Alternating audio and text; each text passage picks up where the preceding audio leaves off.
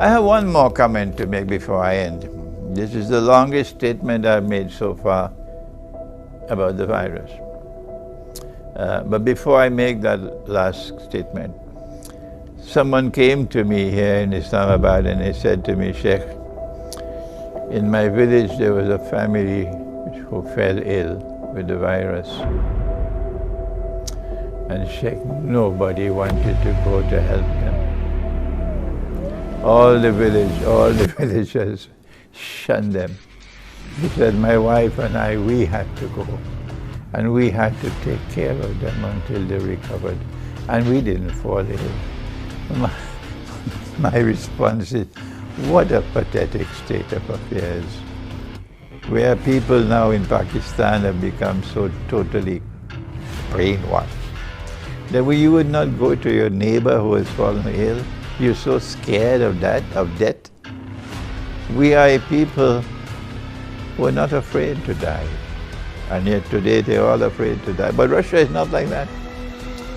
Orthodox Christian Russia was not afraid to die. They were not afraid even of nuclear war when Putin entered into Syria to block the Zionists from taking over Syria for ISIS. Russia was not afraid to die, and we are afraid to die. What a pathetic state of affairs. But not those who have the Quran in their hearts. Now I have one last comment to make, and I hope the Zionists are listening to me. And when you hear this comment, you can take it and put it in your pipe and smoke it. You know, Russian President Putin, he once said, he said, those who are preparing poison for us to drink will one day drink their own poison. Yes. He says, those who are preparing poison for us to drink will one day drink their own poison. There's much truth in that words. Much truth in those words, because that is what's going to happen with this virus. This virus has come from the Zionist laboratory. And this virus was created to try to facilitate Pax Judaica to replace Pax Americana, so that Israel can become more easily the ruling state in the world without the obstruction of a hostile Arab population within Israel and around Israel.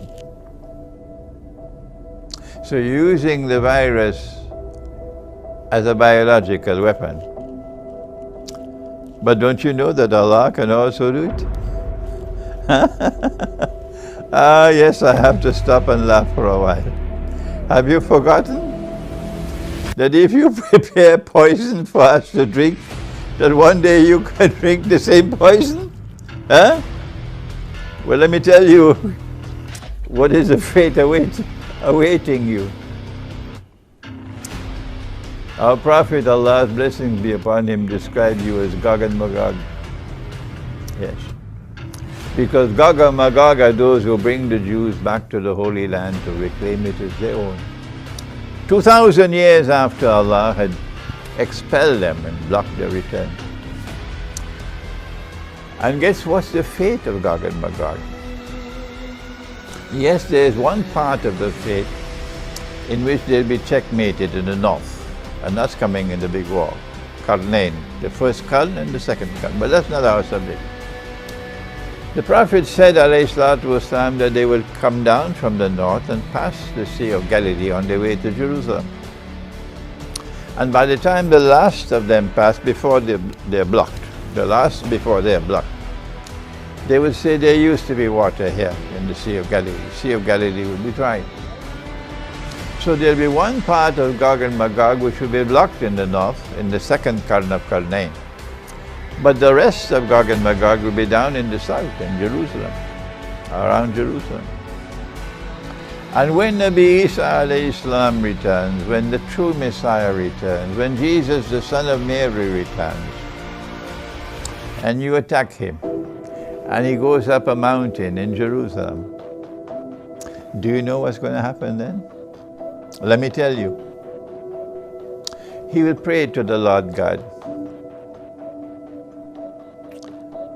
And the Lord God will send the virus. Let me speak slowly so it'll sink in. And the virus will attack you at the back of your neck, at the top of the spine. And when you are attacked by this virus, you won't be sneezing. You won't get fever. You won't have cough. No, you will be paralyzed. Totally paralyzed. But perhaps you can still move your eyes. Those who can think will recall these words of mine, and you'll understand what I'm talking about. I need to speak no more about that. You'll be totally paralyzed. That's the fate that's waiting you. The last few hours of your life will be lived imprisoned in your own body. And then by next morning you're dead. And when you're dead, your body will begin to decompose and smell. So you prepared the poison for others to drink. And in the end, you had to drink your own poison. Your biological war is going to backfire on you. And you will become the victims of that biological war. And that's all I have to say to you. Goodbye, goodbye, goodbye to you.